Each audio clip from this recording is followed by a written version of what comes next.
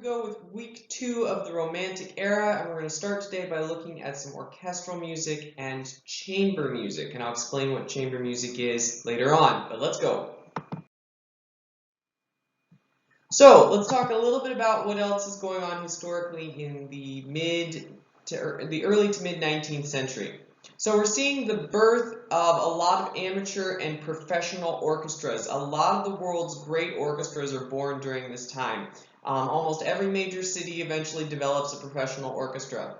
The New York Philharmonic was the first one in the United States. It was founded in 1842. San Francisco's came a little bit later in 1911.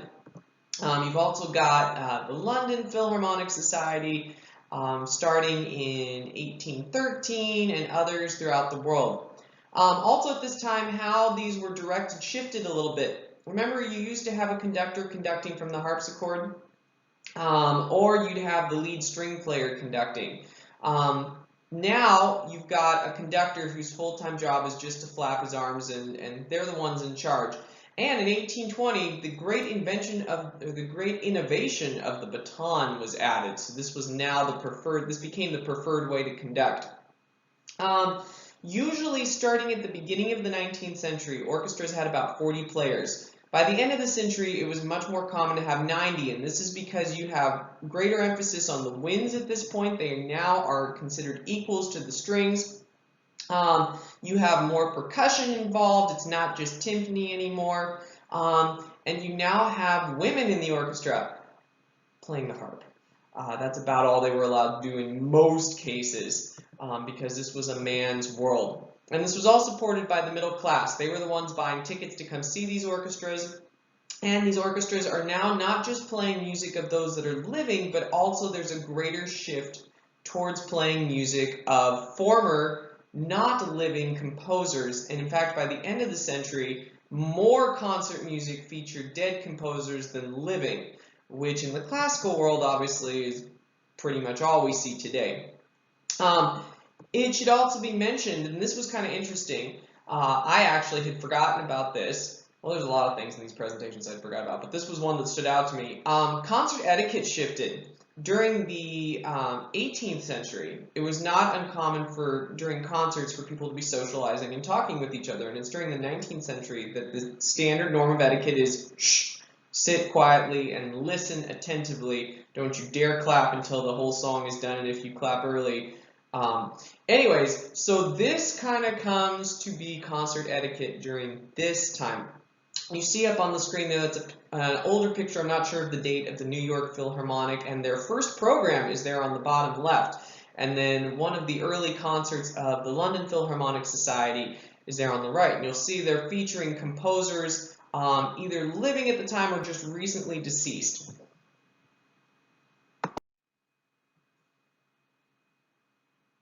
Now, one thing you're going to start to hear in symphony works during this time is more lyrical melodies, and this is the influence of the German Lieder, those vocal solo songs with accompaniment or the piano solo pieces, and they're really, really smooth flowing melodies. That's what lyrical means. It's very much, it can carry the tune of words. It can carry a tune with words very easily. This isn't accidental. Again, it's that influence that's happening. And this is being applied to the standardized symphony form that Beethoven had given us and then was wildly imitated by his successors. A couple great examples of this are Schubert's 8th and 9th symphonies. Alas, neither was performed during Schubert's short life, and the 9th only was published because Schumann discovered it and made it public. What I'm going to have you listen to a little bit of is the 8th symphony, and it's called his unfinished symphony because only 2 of the 4 movements were written. The first movement, of course, being in sonata form. And it has examples of these beautiful melodic lines. You're also going to hear solos for oboe and clarinet that reveal the first theme, while the cellos and violins take the second. So again, you're hearing greater parity for the winds. You're hearing different orchestrations. There's solo wind instruments in this. You're hearing very singing song-like melodies. And this is this is where the symphony is now going at this point. So I want you to listen to at least the first 2 minutes of movement 1 of Schubert's Symphony number 8. And you're going to hear that Beethoven-like drama along with these innovations that we mentioned. Listen again for those lyrical melodies. They're influenced by German Lieder, and the prominence of the winds. These are two big changes that come to symphonies during this time. So take a listen. Now, a different approach to the symphony was championed by a guy named Hector Berlioz. He took the movements of the symphony and he made them tell a story, expressing a series of emotions. In fact, with his one that we're going to mention, he had program notes that went along with it. So, a sequence of songs that portray a poem or a story or a series of emotions, this is called programmatic music. So there's a program, there's a sequence, there's a story that's being told. It's not just music that expresses beauty in some kind of abstract way. There's a very specific theme that the composer wants you to get. Hector Berlioz, he was one of the, how do I say this? He was one of the edgier composers of this era, in charge of the more avant-garde circles of music. He was a French guitarist and flute player who couldn't play the piano. But he wrote the most respected book on orchestration, how different instruments should go together, in the 19th century. His father sent him to school to be a doctor, and he didn't want to be, so he became a composer. And he deeply loved an actress named Harriet Smithson. And the first time, it didn't work out so well because, well, he just wrote her passionate love letters and hadn't actually met her, and needless to say, that kind of creeped her out. He tried to marry someone else, who then dumped him and married another guy, and he was like, well, I'm just going to have to go kill them and kill myself. And he got about halfway to where they were living, and he's like, nah, I probably shouldn't do that. He eventually did meet Smithson and courted her and married her, and she turned out to be an alcoholic, and so that marriage didn't last very long. And then he later got married again, and that wife died, and yeah, Berlioz had kind of a rough life. His Symphonie Fantastique. This expresses his emotions for his love for Smithson. And this was written before they got married. Berlioz uses what's called an idée fixe. This is a melody or theme that shows up in every single movement and changes. So I'm going to play for you what it sounded like in the first three movements. I'm going to butcher it just a little bit.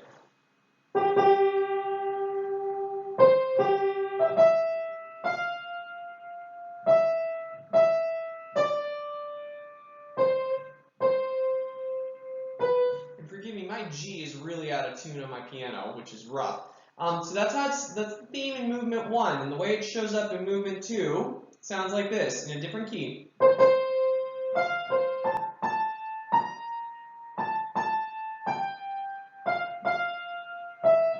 Slightly different rhythm, but same idea.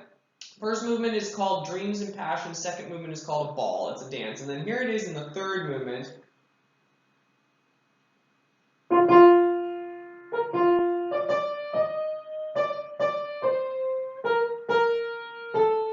Butchered that rhythm a little bit, but that's how it shows up in the first three movements. And what I want you to listen for is how it shows up in the fourth movement.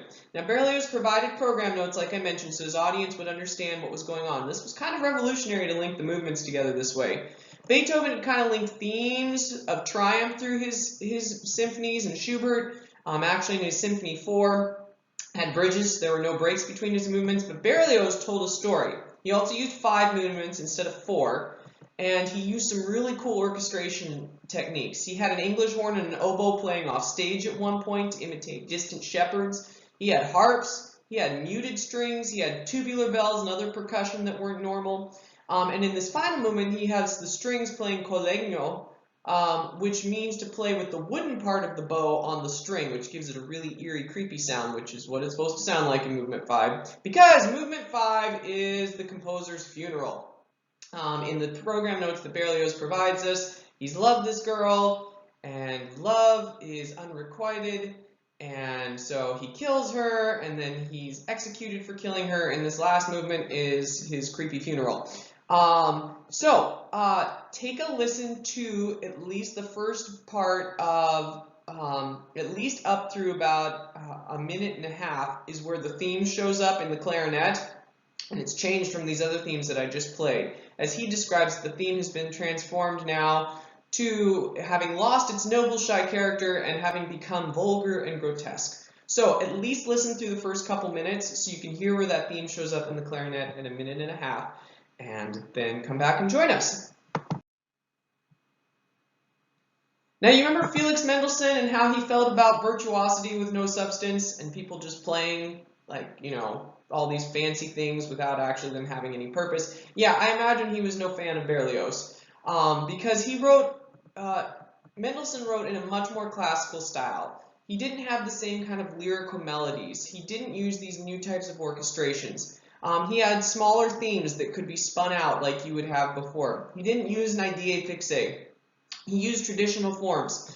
Good example of this is not required listening, but is Reformation Symphony No. 5, which he wrote to celebrate the anniversary of the Reformation movement, of the Protestant Reformation. And the last movement uses Martin Luther's Ein feste Burg, which you all know is the hymn, A Mighty Fortress is Our God.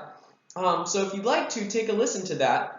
His other symphonies also at least had themes. That was a little more contemporary over what Beethoven had, such as his Scottish and Italian symphonies. Those were numbers 3 and 4. And what I'd like you to listen to is the first couple minutes of the Italian Symphony number 4, movement 1.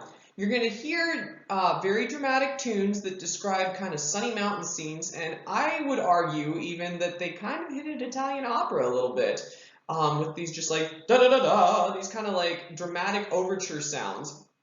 But again, these are less lyrical than his contemporaries. So take a listen at least to the first little bit of Symphony number 4, Movement 1 by Mendelssohn, so you can get a good contrast to what him versus Berlioz. Now, we should just mention briefly that Mendelssohn also wrote chamber music, and he wrote oratorios. Remember, those are religious, non-staged, opera-like pieces or works. He wrote music for plays. Chamber music, we need to define this. This is a term you should know. Chamber music is music for small ensembles meant to be done in smaller spaces. Schubert also wrote a lot of chamber music, including string quartets and quintets. His Trout Quintet is a great example of that, and it's named such because the 4th movement is a series of variations on a lied that he wrote called Die Forelle, which, if you just want a really fun little lied, look at the translation and listen to that. It describes a fisherman who's tricking a little fish and catching it by muddying the waters, and the fish can't see, and then he catches it. So it's really cute. Fish gets caught, though. Anyways, his string quintet in C major, one of his last major works, instead of using a piano and 4 string instruments, uses 2 cellos, viola, and 2 violins. Again, that's also optional listening. Orchestras, as I mentioned, were becoming more professional, and there was many of them rising up. Choirs, on the other hand, were becoming mostly focused on amateurs getting together to make music. But that's okay. Publishers love that because everybody needs a copy of the music in a choir, so you can sell a lot of music that way. So, those are just some side notes from this era. Let's go on. Now, the last thing we're going to talk about today, church music and music education during this era, and this is just going to be very brief. In Russia, the Orthodox Church is developing beautiful anthems that were free in rhythm and unaccompanied. And unaccompanied, the term used for that is a cappella. A cappella didn't used to mean that. A cappella used to mean stile antico, writing in an old style using counterpoint. But by the 19th century, we've just come to mean, the word has just simply come to mean there's no accompaniment. So, you've got these a cappella anthems in the Russian Orthodox Church. Highly recommend listening to some examples of that. In the U.S., you have African American churches and Caucasian churches developing their own unique styles of music, and there's shape note singing going on. Do you remember that? This is different shapes of notes representing different pitches in solfege. So, do, re, mi, fa, sol, la, ti, do. Each of those has a different shape, so it makes it really easy for congregations to sight read. Big person I want to mention is Lowell Mason. Very important man in the history of music in the United States.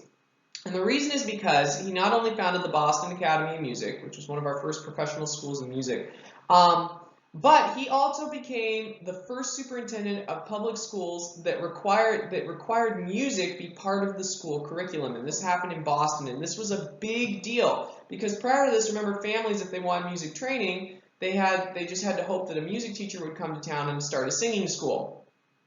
Mason also wrote over 1,200 hymn tunes. We've done a lot of arrangements of his hymn tunes in band and in West Wind, including some that you may recognize. So the last thing I want you to listen to, at least the first little bit, listen to a beautiful arrangement of his hymn tune called Bethany. If you look at our hymn note, you're going to see that all of the hymn tunes have, or not all, but a lot of them have names for the tune, but that doesn't equate to what the hymn is. So take a listen to Lowell Mason's hymn tune Bethany, sung by the Mormon Tabernacle Choir, arranged by Mac Wilberg, their director, and also a very prolific arranger and writer of music today. And I'll see you tomorrow.